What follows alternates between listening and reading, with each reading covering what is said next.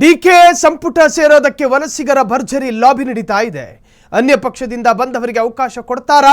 ಕೊಟ್ಟ ಮಾತು ಉಳಿಸಿಕೊಳ್ತಾರಾ ಡಿಕೆ ಶಿವಕುಮಾರ್?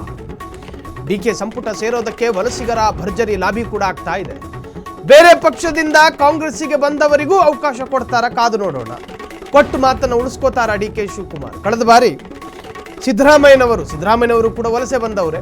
ಅವರು ಕೂಡ ಅವ್ರ ಕ್ಯಾಬಿನೆಟ್ನಲ್ಲಿ ಒಂದಷ್ಟು ವಲಸಿಗರಿಗೆ ಕೊಟ್ಟಿದ್ರು. ಜೆಡಿಎಸ್ ಬಿಜೆಪಿಯಿಂದ ಹೊರಬಂದು ಕೈ ಹಿಡಿದಿರುವ ಶಾಸಕರು, ಜೆಡಿಎಸ್ನಿಂದ ಗುಬ್ಬಿ ಶಾಸಕ ಶ್ರೀನಿವಾಸು ಶಿವಲಿಂಗೇಗೌಡರು, ಅರಸೀಕೆರೆ ಎಂಎಲ್ಎ, ಬಿಜೆಪಿಯಿಂದ ಲಕ್ಷ್ಮಣ್ ಸವದಿ, ಎನ್.ವೈ. ಗೋಪಾಲಕೃಷ್ಣ, ಈ ನಾಲ್ವರಿಗೂ ಡಿಕೆ ಸಂಪುಟದಲ್ಲಿ ಸಿಗುತ್ತಾ ಚಾನ್ಸ್?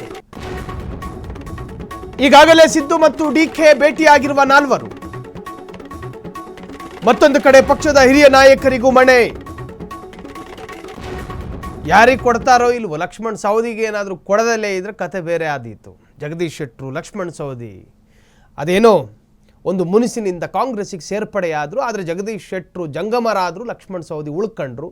ಉಳಿದುಕೊಂಡ ಆ ವ್ಯಕ್ತಿತ್ವವನ್ನು ಉಳಿಸಿಕೊಳ್ಳದೇ ಇದ್ದರೆ ಅದೇನೋ ಹೇಳ್ತಾರಲ್ಲ, ಕೊಟ್ಟ ಕುದುರೆಯನ್ನು ಏರದವ ವೀರನೂ ಅಲ್ಲ ಶೂರನೂ ಅಲ್ಲ ಅಂದಂಗೆ ಡಿಕೆ ಕ್ಯಾಬಿನೆಟ್ಟು ಕೂಡ ಒಂದು ರೀತಿಯ ಕಷ್ಟಗಳನ್ನು ಅನುಭವಿಸಬೇಕಾಗಿ ಬಂದಿತು 2028ರ ಚುನಾವಣೆಯಲ್ಲಿ. ನೋಡಿ, ವಲಸಿಗರಿಗೆ ಡಿಕೆ ಕ್ಯಾಬಿನೆಟ್ನಲ್ಲಿ ಅವಕಾಶ ಇದೆಯಾ? ಈ ಬಾರಿ ಕೊಡ್ತಾರಾ?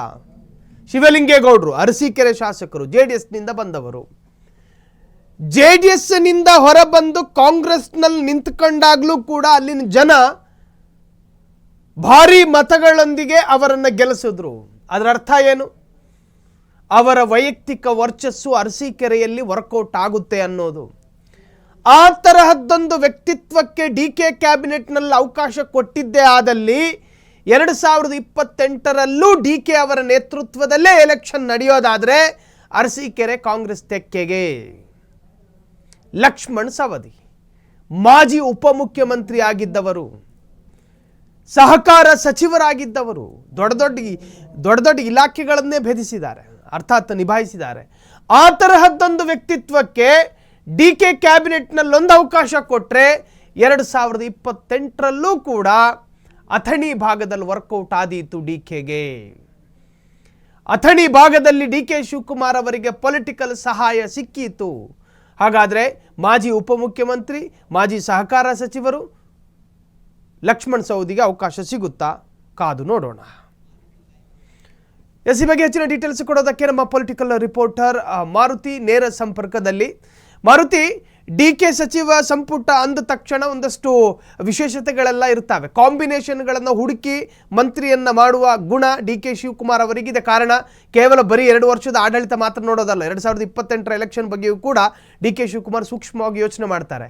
ಈ ಬಗ್ಗೆ ಮಾಹಿತಿ ಕೊಡೋದಾದ್ರೆ ಮಾರುತಿ.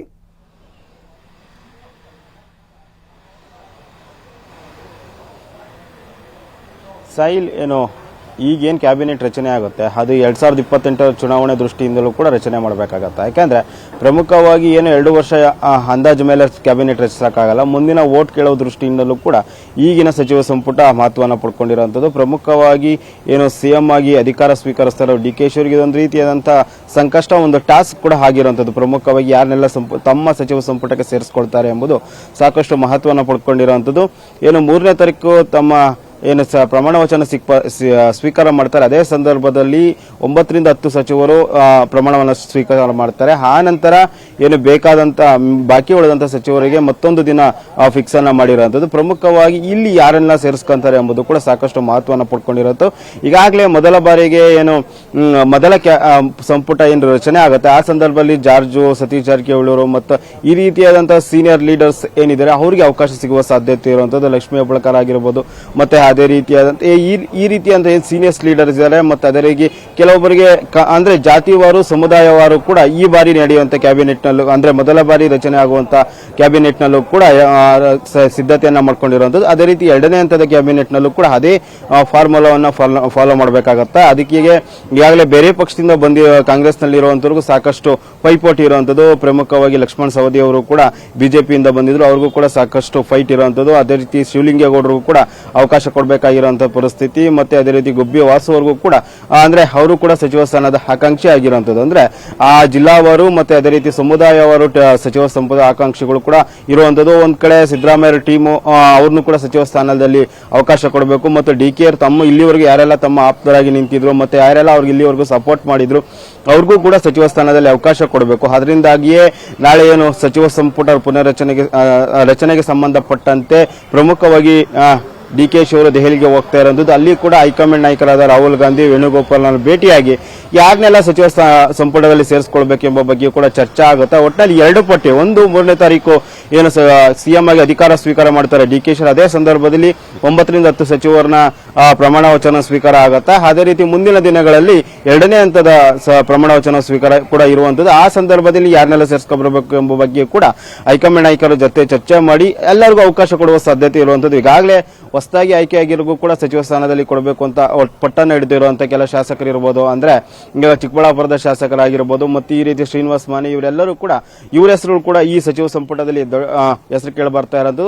ಇನ್ನೊಂದ್ ಕಡೆ 3-4 ಬಾರಿ ಆಯ್ಕೆಯಾದರೂ ಕೂಡ ಅಂದ್ರೆ ಅಶೋಕ್ ಪಟ್ಟಣ ಅಂತ ಸೇರಿದಂತೆ ಸಾಕಷ್ಟು ಜನರು ಕೂಡ 3-4 ಬಾರಿ ಆಯ್ಕೆಯಾದಂತರು ಕೂಡ ನಮ್ಗೆ ಈ ಬಾರಿ ಸಚಿವ ಸ್ಥಾನ ಅವಕಾಶ ಕೊಡಲೇಬೇಕು ಅಂತ ಪಟ್ಟನ್ನು ಹಿಡಿದಿರುವಂತ. ಒಟ್ಟಿನಲ್ಲಿ ಜಾತಿವಾರು, ಜಿಲ್ಲಾವಾರು ಮತ್ತು ಸಮುದಾಯವಾರು ಆಲೋಚನೆ ಮೇಲೆ ಈ ಬಾರಿ ಸಚಿವ ಸಂಪುಟ ರಚನೆ ಆಗಬೇಕಾಗಿರುವಂತದ್ದು. ಸಾಯಿಲ್, ಥ್ಯಾಂಕ್ ಯು ಮಾರುತಿ ಡೀಟೇಲ್ಸ್ಗೆ.